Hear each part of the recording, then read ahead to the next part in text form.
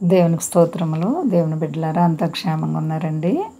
మన ప్రభువును రక్షకుడైన యేసుక్రీస్తు వారి యొక్క అపారమైన ప్రేమ చేత పగటికి పగలు రాత్రికి రాత్రి మనల్ని కాపాడుచున్న దేవాతి దేవునికి వేలాది కోట్లాది స్తోత్రాలు. అందరూ బాగున్నారు కదండి. ఈరోజు దేవుని వాగ్దానం ద్వితీయోపదేశకాండము 20 అధ్యాయము 3వ వచనము. మీ హృదయములను జంకనీయకుడి, భయపడకుడి. దేవునికి మహిమ కలుగునుగాక.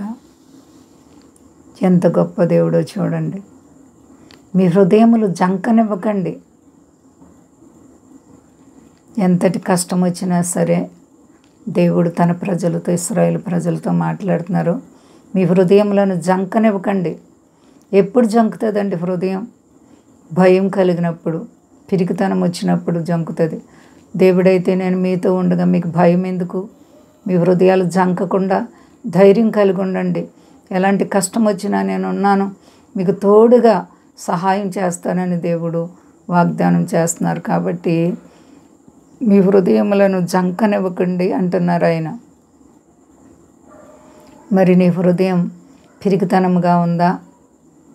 నీ హృదయంలో ప్రార్థనా శక్తి నీవు కలిగి ఉంటే ఎటువంటి పరిస్థితి వచ్చినా భయపడవు, జంకవు, పిరికితనం నీకు ఉండదు. కాబట్టి దేవునితో నీ జీవితాన్ని కట్టుకున్న ప్రియ సహోదరి, సహోదర, హృదయం అన్నిటికంటే మోసకరమైనది. అది ఘోరమైన వ్యాధి కలిగినది. దానిని గ్రహింపగలవారు ఎవరు? దేవుడు తప్ప ఎవరికి అది సాధ్యం కాదు. కాబట్టి నీ హృదయం మరి ఎలా ఉంది? పిరికిగా ఉందా? నీకు ఏదైనా కష్టం వచ్చినప్పుడు దేవునిపై సనుగుతున్నావా? నీకు ఇబ్బంది వచ్చినప్పుడు దేవుడు నాకు ఎందుకు ఇలా చేశాడని బాధపడుతున్నావా? దేవుడు సహించినంతకంటే ఎక్కువగా నిన్ను పరిశోధించరు. కాబట్టి భయపడకు, జంకకు.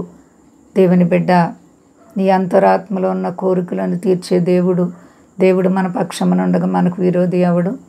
కాబట్టి ఒక్కరు కూడా భయపడకండి. దేవునిపై విశ్వాసాన్ని గట్టిగా కట్టుకోవాలి. నీ నమ్మకత్వాన్ని బలపరుచుకోవాలి. మోడుబారిపోయిన జీవితాన్ని సిగిరింపచేసే దేవాతి దేవునికి నీ విశ్వాసం కలిగి ఉంటే చాలు. నీ అంతరాత్మలో దేవుని గూర్చిన భయభక్తులు ఉన్నాయా? యోబు వలె దేవునికి భయము, భక్తి, విశ్వాసం కలిగి నీ హృదయంలో స్థిరమైన బుద్ధిని కలిగి ఉంటే ప్రభు నిన్ను ఆశీర్వదిస్తారు. ఎలాంటి పరిస్థితి వచ్చినా దేవుడు నిన్ను విడిచే దేవుడు కాదు. నిజంగా నమ్మదగిన దేవుడు. కాబట్టి అందరూ నమ్మండి. ఎవరు భయపడకుండా అంతా క్షేమంగా ఉన్నారండి. ప్రార్థించుకుందాం. ప్రేమ నమ్మకమైన మా తండ్రి, గొప్ప దేవ, నీకంతా సాధ్యం ప్రభువా.